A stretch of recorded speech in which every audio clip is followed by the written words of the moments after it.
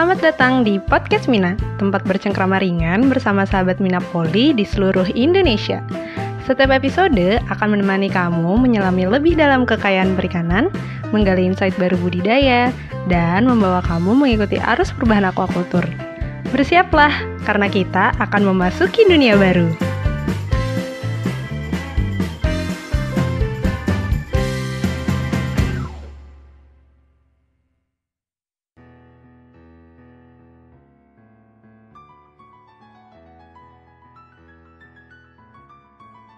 Halo sahabat Minapoli, di episode kali ini kita kedatangan dua orang spesial dari Inve Aquaculture, yaitu Mr. Amir Khalil dan juga Mr. Olivier Dicam. Nah, keduanya ini nanti kita bakalan ngobrol lebih lanjut nih tentang AHPND, tapi yang kali ini kita bakalan lebih fokus sama pencegahan dan juga solusinya, seperti itu. Jadi di episode kali ini kita bakalan ngobrol pakai bahasa Inggris, tapi tenang aja karena nanti setiap pembahasan bakalan ada translate bahasa Indonesianya. Jadi jangan sampai kalian gak dengerin episode kali ini ya. Yuk kita langsung aja bercengkrama dengan Mr. Olivier dan Mr. Amir. So it's such an honor for Minapoli and especially for me to discuss about shrimp disease, especially HPND, with Mr. Amir and Mr. Olivier. Welcome to Podcast Mina. Hello, Mr. Thank Amir. Thank you very much. Okay, so maybe I want to say hi first to Mr. Amir. Hello, Mr. Amir. How are you? Yes, thank you very much for having us here today. Okay, very happy to discuss about HPND. Okay, and where are you now? So I'm based in Bangkok, and I'm working in aquaculture in Asia, based in Asia since about 17 or 18 years. So I've been roaming all around Asia, including Indonesia, and I hope my experience today can a little bit help our auditors to understand a little bit more about AHPND. And I would like to also say hi to Mr. Olivier. Hello, Mr. Olivier, how are you? Yes, hello, thank you very much for the invitation. Like Amir, I'm based in Bangkok, and I've been here since 2008. Okay, that's a very long time. So let's just get started to the topic today. Actually, we're going to emphasize about the solution to this disease. But before we talk about the solution, we need to know more about the background about HPND itself. So we're going to discuss it with Mr. Olivier. Are you ready, Mr. Olivier? I am, as much as I can. Okay. Okay, Mr. Olivier, thank you. So it's a really common question, I guess, and I know that you must be already answered this 1,000 times about this. So would you like to tell us about what is actually HPND? Is it the same as early mortality syndrome? Well, what I would say, when it all started in 2009, 2010, and because the shrimp were dying very early in the cycle, people call it early mortality syndrome. So this is how it started. Because the shrimp farmers were stocking the PLs and the shrimp were dying very quickly, within 1 week, 2 weeks, or 3 weeks of the crop. But so basically, this is why it's called EMS, early mortality syndrome. But it's a syndrome. So what we mean by syndrome is we don't know what it is. The shrimp are dying, that's all we know. And this is how EMS started. But HPND is not EMS. Or EMS is not HPND only, in the sense that shrimp can die from many other causes. You can have white spot or yellowhead, and these will give you mortality also very quickly in the crop. So this is why farmers have to realize, because your shrimp die within 2 weeks, doesn't mean you have HPND. They could die of white spot or something else. So that was the first thing that people have to realize. It's not the same. And so very often what you see now, people say shrimp are dying of EMS / HPND. Yes, that's right. So people know, okay, they die quickly, but it's because we know. It's not white spot or something else. It is this bacteria. Okay, and what bacteria that cause HPND? Well, there again, when it started, people looked around for many causes. And eventually people find out it was caused by bacteria, by Vibrio, but not any Vibrio. It was a species of Vibrio that had a very unique one, if you want. It was not any Vibrio. It was a Vibrio parahemolyticus species. But not only, it was one that carried specific DNA, if you want, specific genes. And it produced a toxin. And the shrimp were dying because of the toxins produced by the bacteria. So beginning it was easy, if you want. We don't know. Then we know it's Vibrio. We know it's that species of Vibrio. And as always, things are not simple. So with time, other species of bacteria or Vibrio were able to produce the same toxins. And now we know it's not only Vibrio parahemolyticus. You can find other species of Vibrio that produce the same toxins. So what matters is not to say it's Vibrio parahemolyticus. It's to say that it's a Vibrio that produce these very specific toxins. Okay. Is what is giving you HPND. Okay. And if I'm not wrong, the toxin itself is produced by peer A and peer B? Yes. Yeah. So what's different between these two? Well, in order to make it's like, how to put it, you have two parts together. It's a bit like a puzzle. And the bacteria produce the two bits of the puzzle. And once PA, PB are together, you have the toxin. So you need to produce the two bits of the puzzle in order to have the toxin. And people discovered that. And so when I tell you about which species of Vibrio, they want to make sure that the Vibrio produce the gene to give you PA, PB. Okay. And it's actually on a plasmid, but it doesn't matter. It just means the bacteria is able to produce PA and PB. Okay. And you have the HPND disease. Okay, and in what stage that this HPND could affect shrimp? Well, when we started, the shrimp were dying in the farm, in the pond. So we knew that the shrimp who were PL10, PL30, PL40 were very sensitive, were dying of it. But since then, we know that shrimp later, older shrimp, can also be hit, 80, 90 days old, can be hit in the farm. This is Asia. In America, people have found that HPND is killing the shrimp in the hatchery. Okay. So they are losing shrimp when they are PL2, PL5, PL10 in the hatchery. So I would say that broodstock can carry the bacteria, but the shrimp will die when they are mostly early PL stages. Okay, it's where they are mostly. If I might add, one of the reasons you can have infections of the shrimp with HPND at later stages usually is due to a mismanagement or mistreatment of the shrimp pond. I don't know, maybe we can talk about this a little bit later when we go into how to prevent this kind of issues. But like Olivier mentioned, usually the mortality happens really at early stage, the first 20, 30 days. But when you have a mismanagement, you can indeed have overinfection again after 70 or 80 days. Okay, is it kind of related to biosecurity protocols or something like that? Okay, if we want to jump into this right now.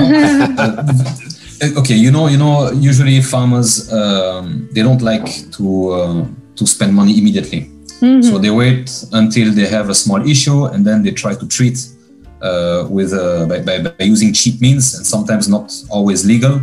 And in this example, when they understood that it was due to a bacteria, they tried to use some kinds of antibiotics. Okay. So first, antibiotics are not sustainable. Second, they create resistance, so sometimes it's not working. And third, sometimes they are also illegal to use.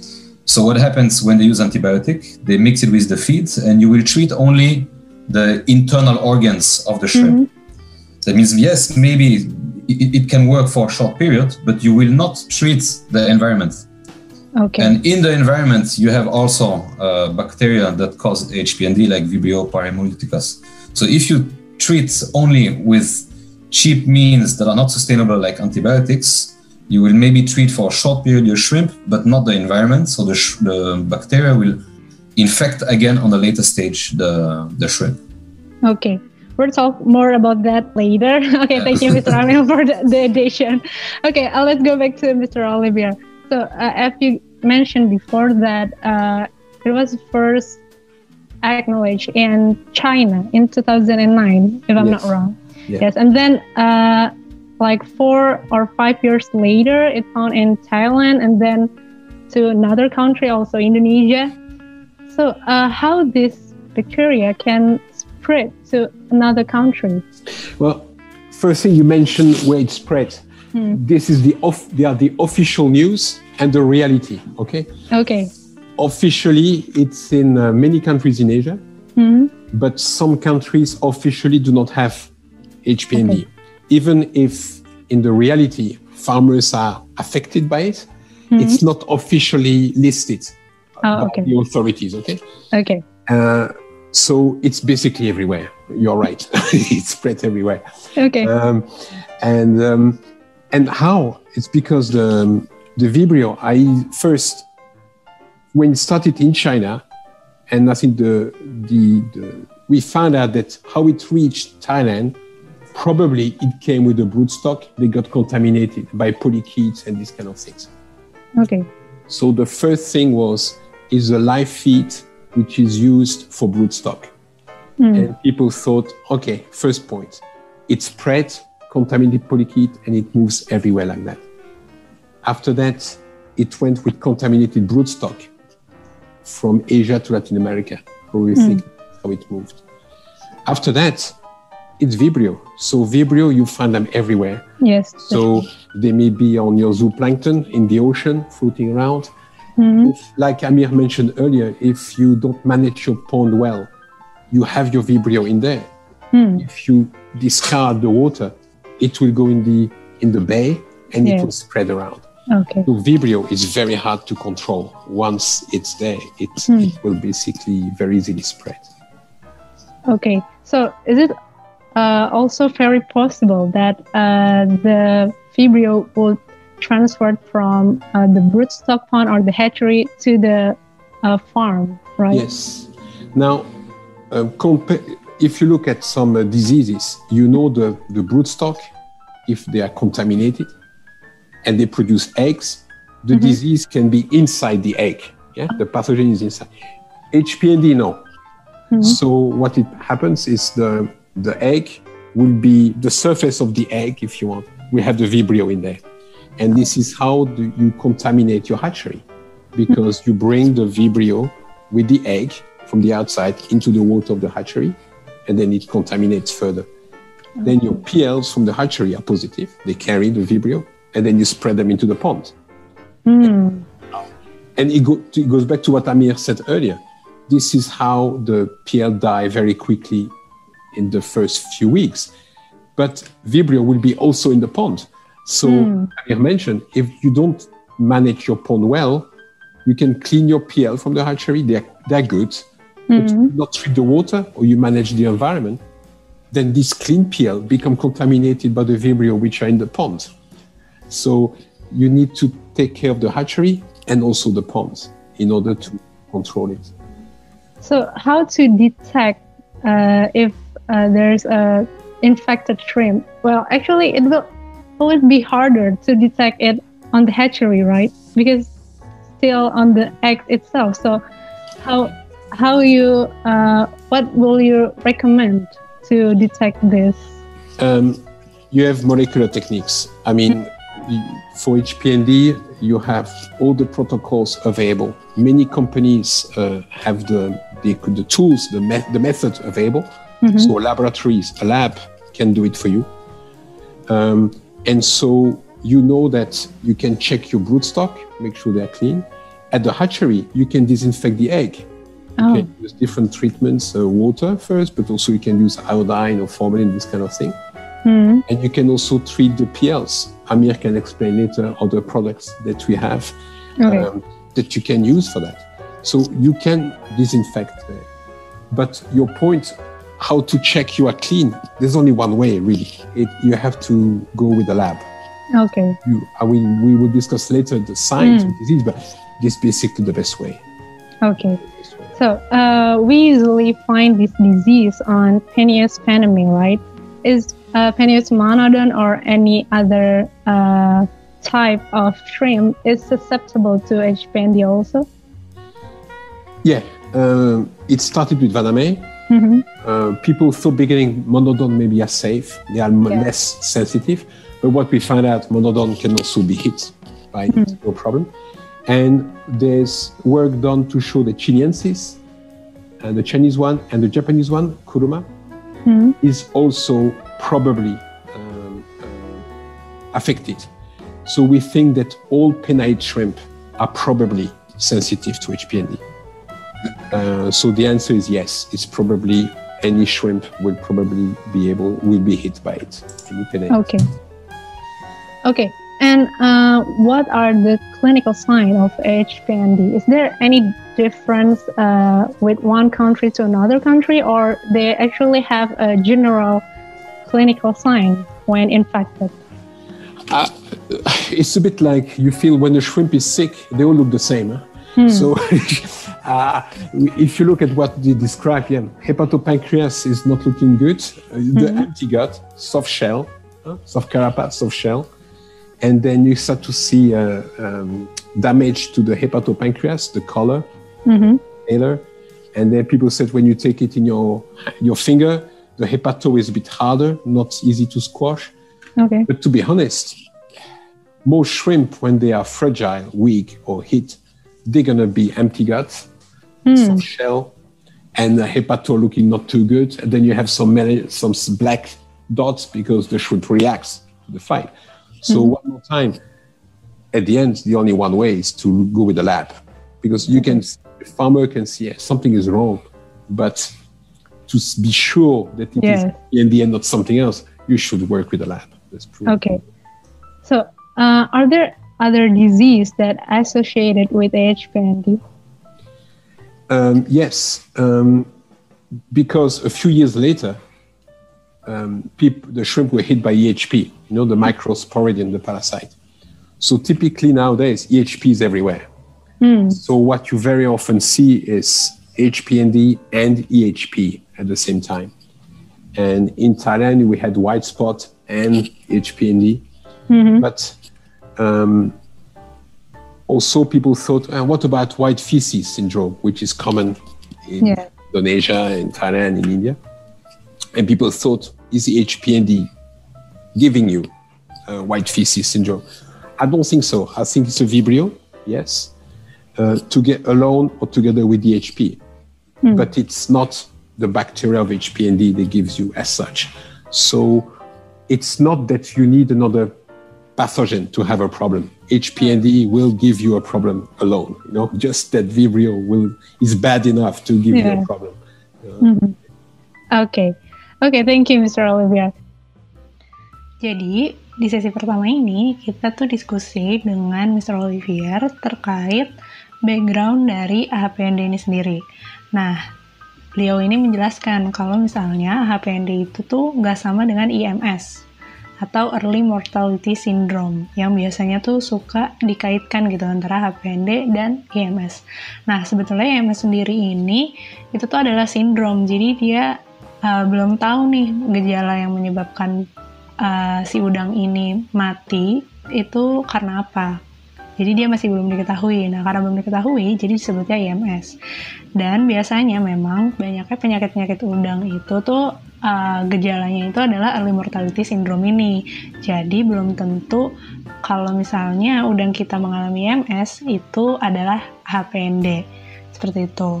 Beliau juga menyampaikan kalau kita jangan terlalu cepat menyimpulkan. Sebaiknya kita cek langsung aja nih ke lab untuk lebih tahu lebih lanjut apakah udang kita ini kena HPND atau enggak. Kemudian Mr. Olivier itu juga menjelaskan kalau penyebab dari penyakit HPND ini itu memang bakteri Vibrio. Tapi ternyata nggak cuma Vibrio parahemolitikus saja yang bisa menyerang si udang-udang ini gitu yang menyebabkan AHPND, tapi juga vibrio-vibrio jenis lainnya yang menghasilkan toksin atau racun yang sama seperti yang diproduksi oleh Vibrio parahemolitikus.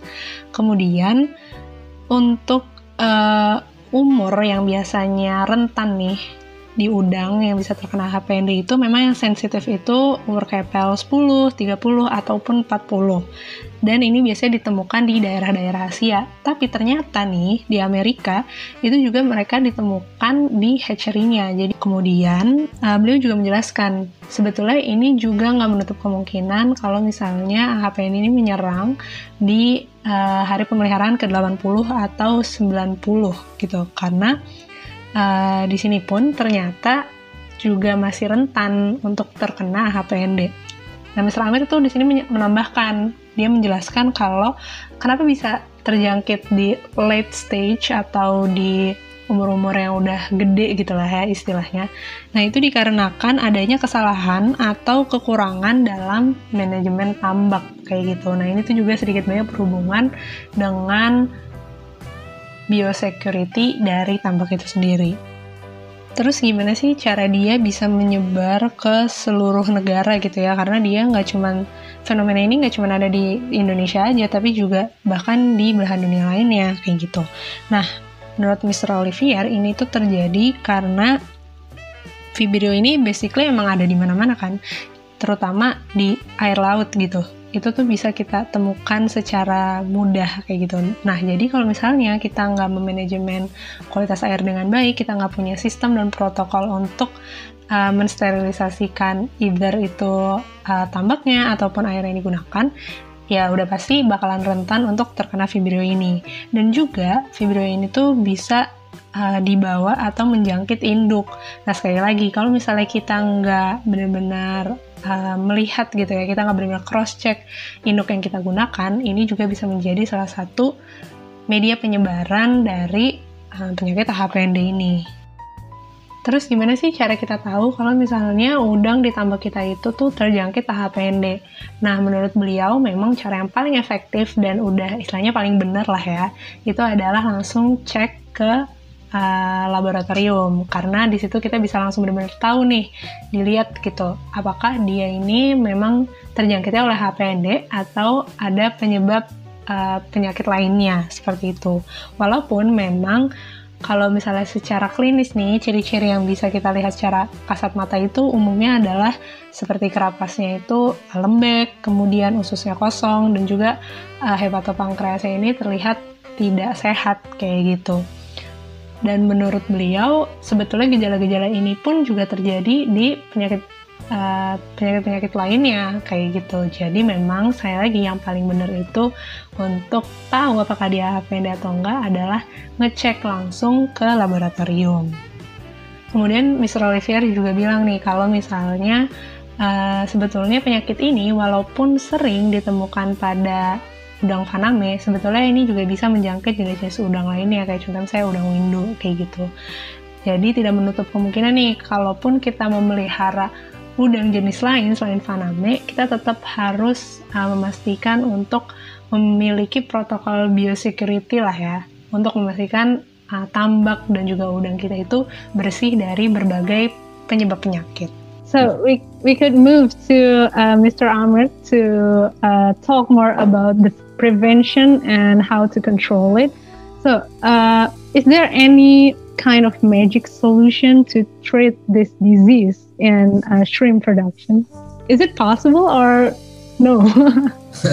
No, I like this question because for many independent disease we have the same question: is there a magic solution? Yeah. So the clear answer, no, there is no magic solution. It's an overall issue, and the more it goes, I mean, you just had the discussion with Olivier.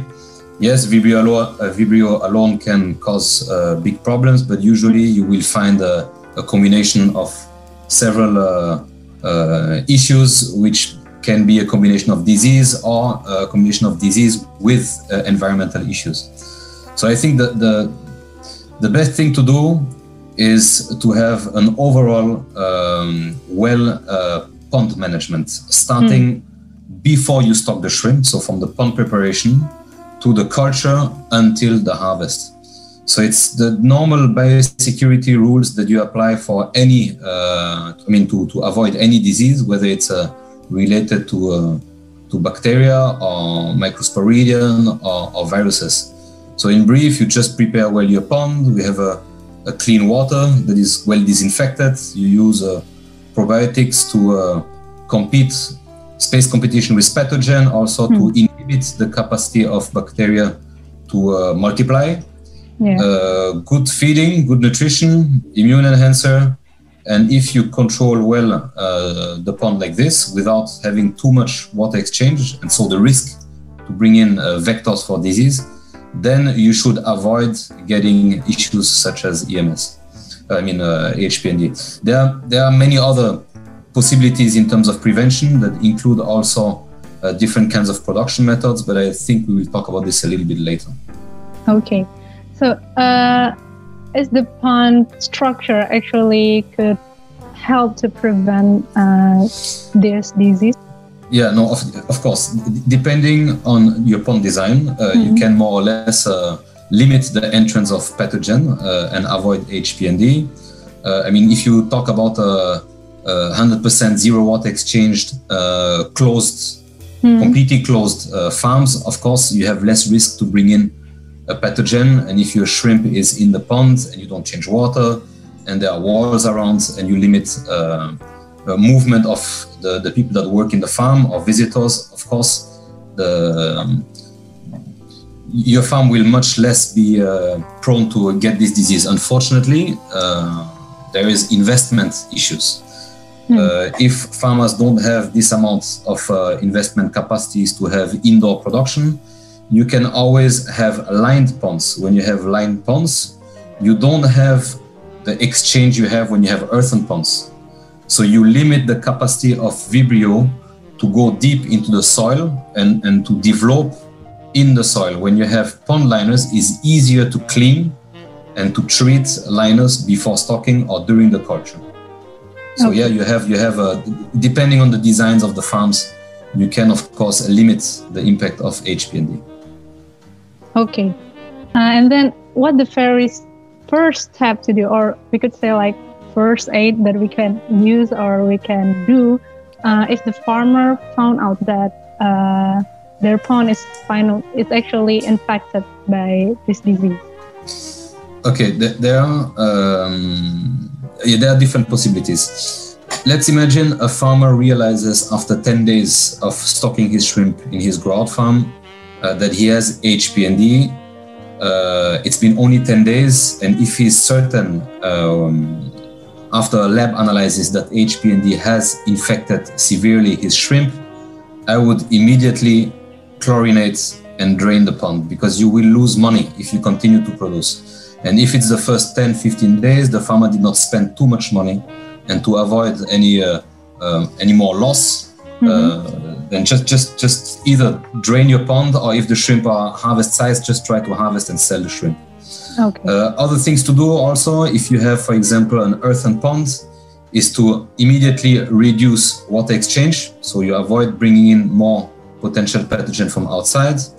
And also a possibility is to reduce the aeration in your pond, which would create some aerosol. So you have potentially with wind water that can go from one pond to the other, but it will also increase the current in your pond. And the more you increase the current of your pond, the more you put matter in suspension.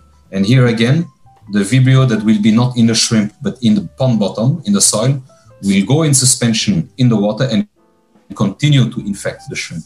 So these are things you can do to reduce with a mechanical by reducing mechanical aeration. Otherwise, as I mentioned before, if you are using a proper pond management, you should increase the dosage of probiotics that you use in the pond, probiotics that you use top coated on the feed that will go in the intestine. You can increase the dosage of immune enhancer. You do this for 3-4 days. And if you see that there is a reduction of Vibrio content in your shrimp or in your water, then you can continue to produce. If you see that it's not stopping, same as I mentioned at the beginning, you just drain if it's at early stage, or you try to harvest as soon as possible if the shrimp size is ready for harvest. Okay. Now that you mentioned that we could reduce our aeration in the pond, and how about the dissolved oxygen in the water? Is it still fine, or how you manage with that? Of course, you have to play with your biological oxygen demands. You should not go below minimum required oxygen level of 3.5 ppm, let's say. Otherwise, there are always chemical products that you can use to increase the oxygen in the pond levels by limiting mechanical aeration that would put in suspension all the soil. There's plenty of chemicals such as hydrogen peroxide or sodium perborate that farmers can use to increase the oxygen levels when they come to the critical threshold of, let's say, about 3.5 ppm oxygen or milligram per liter. Okay. If I may, Amir exactly mentioned it's not the farmer will invest in this chemical for the whole crop. Amir mentioned for a period of time, just a few days. So you can put some chemical for oxygen and you avoid the aerosols. So it's not too much cost for the farmer. It's really just focus. If I can add something, if what I mentioned before with the use of antibiotics, we as human, when we are sick, we go to the doctor, they prescribe us an antibiotic that we use for a specific amount of time. It's prescribed, it's used a specific amount of time, it's used only as treatment, maybe once a year when a person got a flu or something like that. Yes. In aquaculture, unfortunately, and Indonesia is a very good student for that, because Indonesia is reported to be the country in Asia that use the less amount of antibiotics, so that's very good, and Indonesia should continue like this. But in some other countries, they use a lot of antibiotics hoping to treat the shrimp from the disease. Unfortunately, it treats only the shrimp and not the environment. And don't forget, shrimp is not like a chicken that lives outside. Shrimp lives in a water environment. There are interactions with the soil. There are a lot of biochemical factors that play, and that you have to control. So treating only the shrimp is not possible. Better you go for prevention with probiotics, for example, with disinfectants that will reduce the concentration of pathogenic bacteria, and you will control the microbial community by using beneficial bacteria such as ProW, for example, which is an INVE product. Okay. So, is there any different practices to prevent this disease? Because I've heard such as polyculture and then pond bottom management, biofloc, nursery system, or any other system to prevent this disease. Can you explain more about that? Yes, I can give you examples of what is being a trend since the past, I would say about 7-10 years in Asia. The first thing we see more and more is nursery production, so multi-phase. Thailand, for example, that was producing about 600,000 tons end 2008, I think, dropped their production almost 3 times to less than 200,000 tons because of EMS. Now they came back to 300-something thousand tons production. And what saved them from EMS is partly or majority nursery production. Okay. When you use nursery production, you have a very small environment, let's say somewhere between 20 to 200 ton production.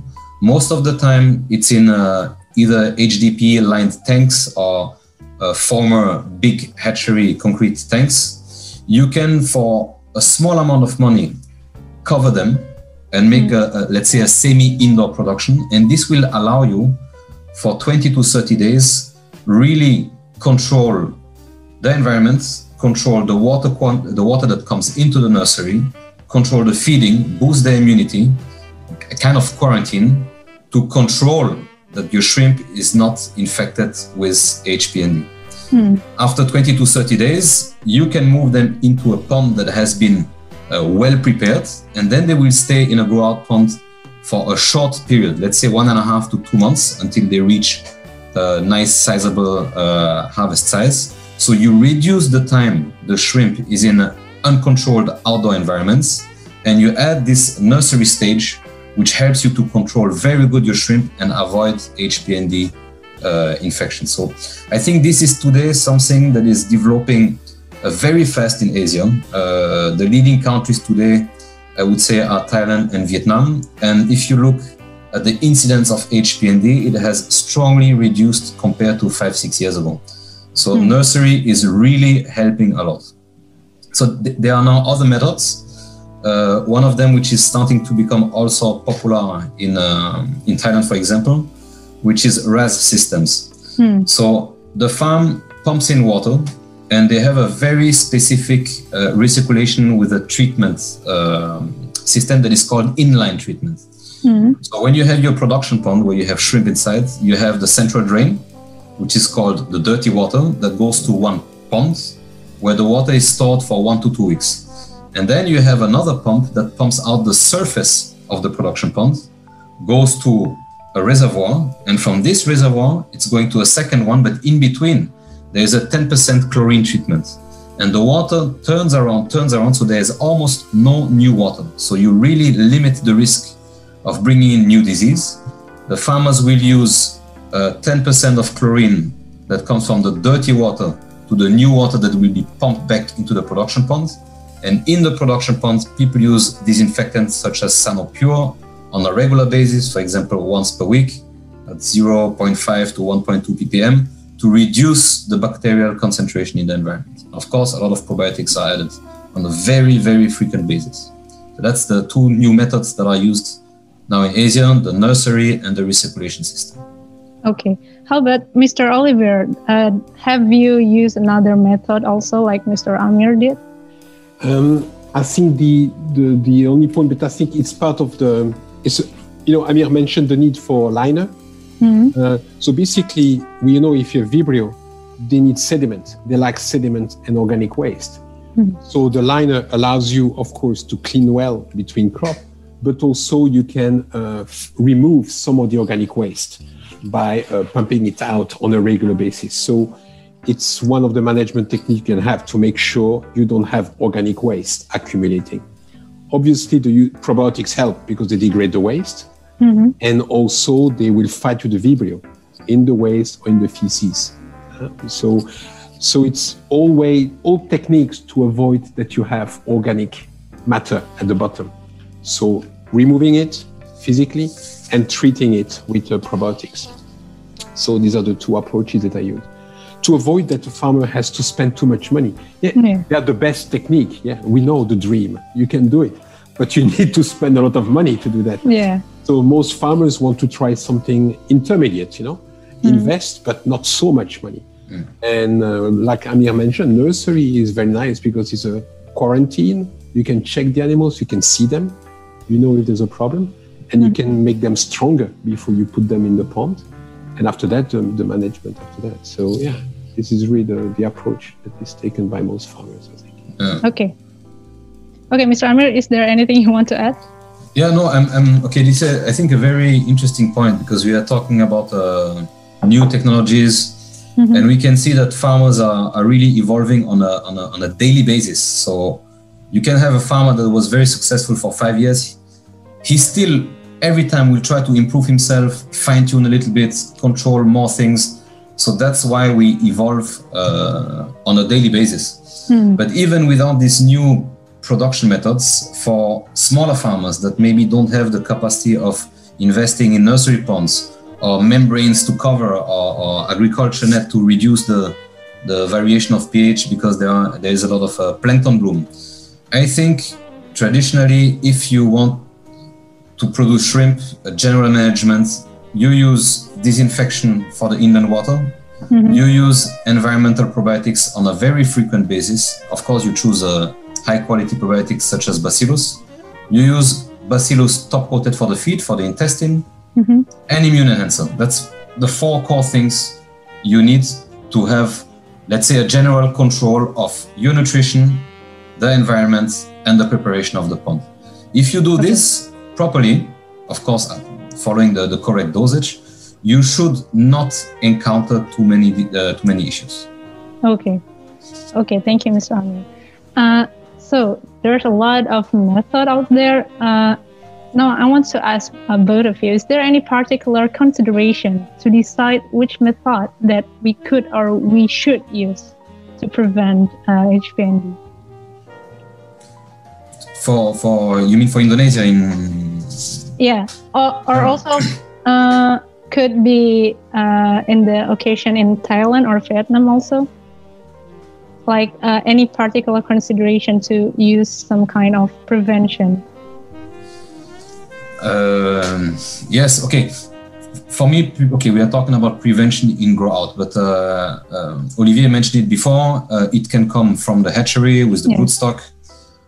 It's not a vertical transmission, it's horizontal, but it can be around the Artemia cyst, around the shrimp shell, and so on.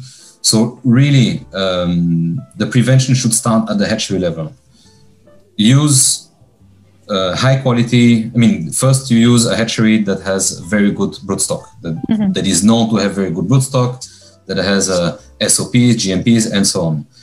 PL quality check, very important. Not to use too small PLs, not too big PLs. Screen them, be sure of the quality control. And for me personally, I really think that nursery is the future. Multi-phase production is going to be the future of shrimp farming, not only in Asia, but worldwide. So I really think that nursery can help farmers. And I see it also growing in Indonesia. A lot of people are asking how it works. It's not too expensive to set up, and it can really help the farmer to avoid producing shrimp in uncontrolled outdoor conditions. So for me, the nursery is really one of the key to avoid HPND infections in shrimp farming. Okay. What about you, Mr. Olivier? I think all the points now are exactly those. The only thing I would add maybe is just between crops, make sure you treat your grow out pond the right way. And whether it is a proper dry out, if you have an earthen pond, simple, make sure you have the right dry out and preparation of it. And especially like now in other countries with EHP, that means, for example, liming it, so a high treatment of lime to make sure you treat and avoid. You asked me the question about other pathogens. Yeah. EHP, this is the one. One of the first steps is the liming, okay? And or proper disinfection of the liner before you start. So all the steps of the hatchery are the most important one. And after that, make sure you start from a clean pond. This is, I think, the two steps you can do, really. Yes. Okay. Both of you have mentioned to use probiotics to prevent this disease or to cope with this disease. So how to use probiotics in the correct way or in an effective way to prevent this disease? Right, very good question. Especially that probiotics, you can find maybe, 300 different kind of probiotics available in the market. I think first of all, the farmer should understand what kind of bacteria he uses that is in the finished product. For our products, ProW, we are using Bacillus strain because it's one of the bacteria that have been studied since the longest. We know really a lot of things about it. We have our own bacteria. We know the type of enzyme they produce. We know what other attributes they have, such as being able to stop and inhibit Vibrio to reproduce. So it will not immediately kill them, but they will not be able to reproduce, so they will slowly die out. So I think really the way to use probiotics starts with knowing what kind of strain you use. Some people will use Lactobacillus for the environment. Lactobacillus produce lactic acid is for the intestine. So it's a wrong application to use Lactobacillus in the environment. It should be something else than Lactobacillus. So anyway, if you look in time, probiotics for the environment were used 15 years ago, once every 2 weeks. Unfortunately, production methods have changed, densities have changed, and now the more it goes, the more people use probiotics on a daily basis, maybe with smaller concentrations, but on a very daily basis. So I would consider farmers to calculate how much probiotic they use per milliliter and to be at least at 1000 CFU probiotic per milliliter, so that you are at the threshold of a Vibrio that can infect shrimp. Try to use it 2 to 3 times per week. And this in combination with a very high concentrated intestine probiotic like Pro2. What will it do? You will have one probiotic that will work on the environment. That means some bacillus will transform the organic waste into nutrients, into CO2, into water, so degrade the sludge. They will control ammonia, which is a food source for Vibrio. They will work in the water column to help select a good plankton bloom. And then you use an environmental, oral applied probiotic like Pro2. So the probiotic will be coated on the feeds. The feed will be ingested by the shrimp. The bacteria will start to colonize the intestine, so it won't allow space for Vibrio to attach. And because it's highly concentrated, it will be drained out with the feces and immediately start to consume the feces, so organic waste, and continue to work in the environment together with the environmental probiotic. So a combination of environmental probiotic used on a very regular basis together with an oral applied probiotic, all this with Bacillus is very important. Okay. Just one And it's a lot of information, but yeah, but just one point that Amir mentioned is very important for the feed probiotics. When you look at what people said at the beginning, they realized we have a problem that the HPLD Vibrio colonized the feed and also finding the feces of the shrimp. And you know, Vaname, they eat back the feces, they eat everything. So if you put good bacillus in the feed, you will prevent the feed to be taken up or colonized by Vibrio. You have your good bacteria. And on top, because as mentioned by Amir, the Pro2 will be in the feces when it goes down. And then they will fight with the Vibrio. So when the shrimp go back and eat the feces, they will basically take bacillus back instead of Vibrio. So it's something farmers don't always realize how important it is to put proper probiotics, bacillus base in the feed for the value, for the control there. It's very important. Oke, ke sesi selanjutnya kita ngobrol bareng sama Mr. Amir nih. Nah, jadi di sini kita lebih ngomongin tentang gimana sih cara pencegahan dan juga solusi untuk menghadapi AHPND ini. Nah, beliau bilang nih, kalau misalnya untuk solusi utamanya sebetulnya cukup dengan menerapkan basic biosecurity untuk menghindari berbagai penyakit. Jadi sebetulnya nggak cuma AHPND. Nah, basic biosecurity itu seperti apa sih? Kayak contohnya kita menggunakan clean water atau air yang benar-benar udah kita treatment supaya dia nggak membawa Vibrio contohnya. Terus juga penambahan probiotik dalam budidaya sehari-hari. Kemudian juga menggunakan pakan yang berkualitas nih. Jadi bisa dipastikan kalau misalnya yang masuk ke dalam tubuh si udang ini itu adalah pakan yang bagus yang bisa meningkatkan imunitasnya dia. Dan juga kalau misalnya memungkinkan, Mr. Amir juga merekomendasikan untuk meminimalisasi pergantian air. Kemudian sistem apa sih yang bisa digunakan untuk mencegah infeksi dari AHPND ini? Nah, Mr. Amir memention atau menyebutkan dua sistem yang menurutnya lagi berkembang banget, terutama di Asia, dan dinilai cukup efektif nih untuk mencegah AHPND.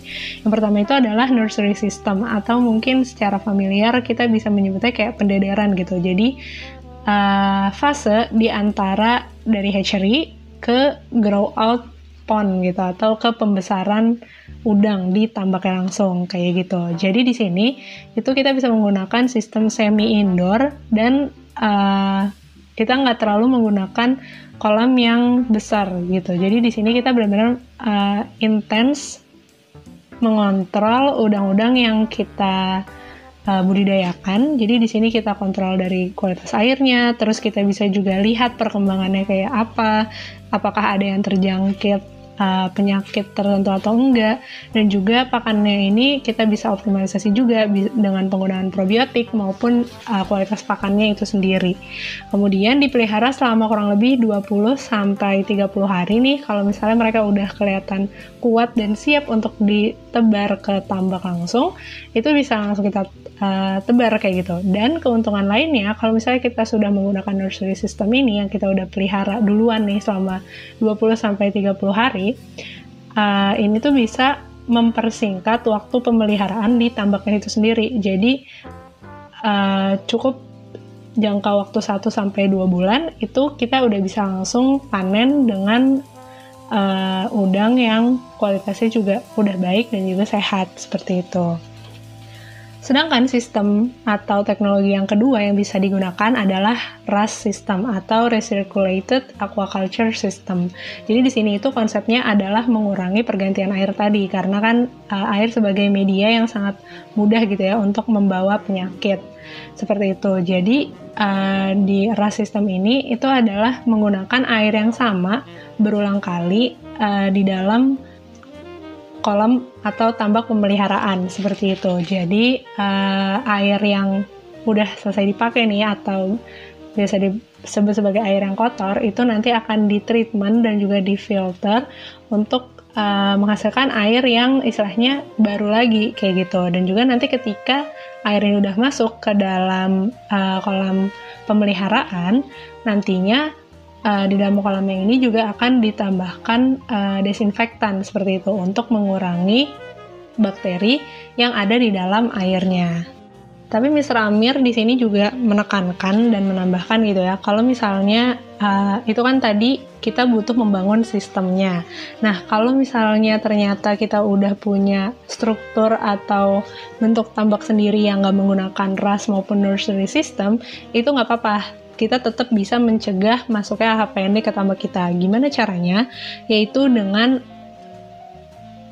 melakukan basic general control. Jadi kita rutin untuk mengkontrol tambak dan juga udang-udang kita. Nah, yang pertama di sini Mr. Amir memberikan tips, yaitu bisa mendesinfektan air yang digunakan. Kemudian juga menggunakan probiotik nih. Probiotik ini bisa digunakan untuk lingkungan atau perairan itu sendiri, serta untuk pakan udang yang kita pakai, kayak gitu. Jadi kalau misalnya probiotik yang ditambahkan dalam pakan, itu nanti akan membantu mengurangi bakteri yang ada di dalam usus si udang tersebut, seperti itu. Dan juga bisa menambahkan immune enhancer untuk udang melalui pakan. Jadi intinya kontrol di sini itu adalah kita memperhatikan aspek nutrisi, lingkungan, dan juga persiapan tambak yang bersih gitu ya. Jadi jangan sampai tambak kita ketika persiapan tambak gitu kita akan gunakan untuk memelihara udang, itu kita nggak desinfektan dengan baik. Selain faktor eksternalnya juga, Mr. Olivier menambahkan faktor internal yang harus kita perhatikan untuk mencegah penyakit AHPND ini menjangkit udang kita, yang pastinya adalah menggunakan induk yang berkualitas dan bebas dari AHPND, serta selalu melakukan quality control untuk pada pos larva yang sedang kita budidayakan. Terus pertanyaan selanjutnya, kalau misalnya kita udah menemukan ya akhirnya ternyata udang kita itu positif gitu ya, terkena AHPND. Nah, Mr. Amir bilang, pertolongan pertama yang bisa kita lakuin adalah kalau misalnya kita baru kayak budidaya selama 10 hari, itu sebaiknya langsung aja kita keringin tambaknya dan panen dini kayak gitu, daripada melanjutkan budidaya yang itu resikonya tuh tinggi malah menularkan ke tambak yang lainnya. Kemudian bisa juga langsung menurunkan pergantian air dan juga aerasi secara mekanik. Jadi kayak misalnya pakai kincir air. Nah, kenapa sih mesti mengurangi pergantian air dan juga aerasi secara mekanik? Untuk pergantian air sendiri, karena itu tadi kan, air ini sangat amat rentan untuk membawa vibrio kayak gitu. Jadi supaya meminimalisasi penyebaran dari vibrionya. Sedangkan untuk aerasi secara mekanikal ini, jadi Mr. Olivier pun juga menambahkan gitu ya, kalau misalnya penggunaan kincir ini akan membentuk yang namanya aerosol. Jadi aerosol itu kayak butiran-butiran air yang di dalamnya itu tuh bisa membawa si vibrio ini. Jadi kalau misalnya dia terbawa angin, terus masuk ke tambak lainnya, nah ini udah bisa banget langsung menyebar ke tambak lainnya. Dan juga kalau misalnya kita memakai kincir yang banyak, itu kan biasanya akan membuat arus ya. Nah, arus ini nih nantinya bisa mengangkat suspensi dari dasar tambak yang biasanya tuh juga menjadi salah satu tempat hidupnya Vibrio ini. Nah, ini juga akan memperparah keadaan tambak udang kita yang udah terjangkit Vibrio. Kalau misalnya belum terlalu parah, kita bisa juga nih menambahkan probiotik di pakan udangnya atau menambahkan imun enhancer selama 3-4 hari. Nah, setelah penambahan ini kita cek lagi nih apakah Vibrio ini tuh semakin parah atau bisa berkurang kayak gitu. Kalau misalnya ternyata tambak kita bisa membaik nih, dilihat-lihat kayaknya udang kita udah semakin sehat gitu. Nah, ini proses budidayanya bisa dilanjutin lagi. Tapi kalau ternyata nggak ada perubahan atau malah makin parah, mendingan langsung aja panen dini. Nah, dari tadi Mr. Amir dan Mr. Olivier ini terus menyebutkan mengenai penggunaan probiotik. Nah, terus penggunaan probiotik yang seperti apa sih yang benar dan tepat untuk udang-udang kita? Jadi di sini Mr. Amir menjelaskan kalau misalnya sebelum kita menggunakan probiotik, kita harus tahu nih jenis atau strain-nya. Jadi pastiin ketika kita menggunakan probiotik itu sesuai sama fungsinya. Selain itu, kita juga harus mengkalkulasi dengan benar penggunaan probiotik. Jadi jangan sampai terlalu banyak atau kekurangan jumlah probiotik ya, karena itu nanti nggak bakal ngaruh ke lingkungan maupun ke pencernaan dari si udang itu sendiri.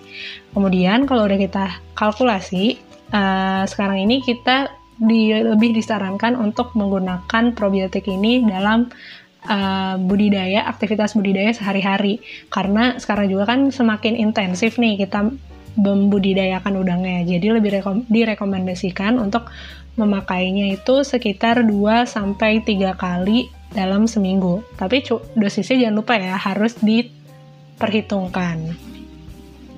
Kemudian juga untuk mengoptimalkannya lagi, kita sebaiknya menggunakan probiotik ini untuk 2 tujuan. Yang pertama, memang untuk lingkungan, dan yang kedua itu digunakan atau ditambahkan ke dalam pakan udang. Jadi ini berfungsi untuk mengurangi bakteri-bakteri patogen di dalam usus si udang ini sendiri. Dan juga nantinya ketika udang ini mengeluarkan feses, bakterinya ini tuh akan ikut keluar dan juga membantu untuk mengurai feses itu sendiri. Nah, fun fact, Mr. Olivier tuh menambahkan kalau misalnya ternyata udang itu memiliki sifat untuk memakan fesesnya sendiri juga kan, dan juga bahayanya nih feses ini dapat digunakan oleh Vibrio untuk berkolonisasi gitu di dalam sana. Nah, dengan penggunaan probiotik ini akan mencegah masuknya kembali Vibrio yang dimakan oleh udang gitu, karena nantinya feses ini akan ditempati oleh probiotik-probiotik yang tadi kita udah tambahin. Jadi kalau misalnya case-nya udang ini memakan fesesnya kembali, yang masuk ke dalam perutnya ini adalah probiotik-probiotik baik tadi. So, maybe this is the last question to make sure again our audience today, sahabat Minapoli. For Mr. Amir, so what kind of system you would really recommend to fight this disease? Okay, as I mentioned previously, for me, I really believe in nurseries. So I would go for stocking in nurseries 50 to 100, 200 ton water, 20-25 days, full control, and at early stage push really with extreme high quality diets and boost on immunity with immunoenhancers such as SPEC or Top S, and then transfer them into, let's say, lined ponds, preferably. Olivier mentioned it before, when you have lined ponds, it's much easier to clean and remove all the organic waste, which can be a substrate for Vibrio parahemolyticus that can cause HPND. And very important, prevention. I know sometimes it's difficult to invest a little bit before a problem appears, but really control from the beginning your pond to the end. Even if there is no problem, and that's probably the reason why you don't have problem, is because you have a proper management on your environment. So for me, it would be like that. Nursery, followed by lined ponds, which is not too expensive, and a real full control with a lot of probiotics during the production. If you use a lot of probiotics, it can also help you to reduce your water exchange and so the risk to bring in vectors of disease. And if you want to ask a little bit more details, I would go for 80 to 120 shrimp per square meter, and I think that's enough. You can accelerate the growth, go for big size, and sell at a good price. Okay. That's the most important. The farmer needs to make money. Big size makes more money. So reduce the densities so you have a faster growth, and then you will make more money. Okay. Thank you, Mr. Amir. How about you, Mr. Olivier? I think in addition to what Amir said, I would make sure the PL quality, Amir mentioned earlier, but I think PL quality is really critical, whatever you start with. So stress test, but also PCR to make sure you have something clean. Everything else from Amir is there.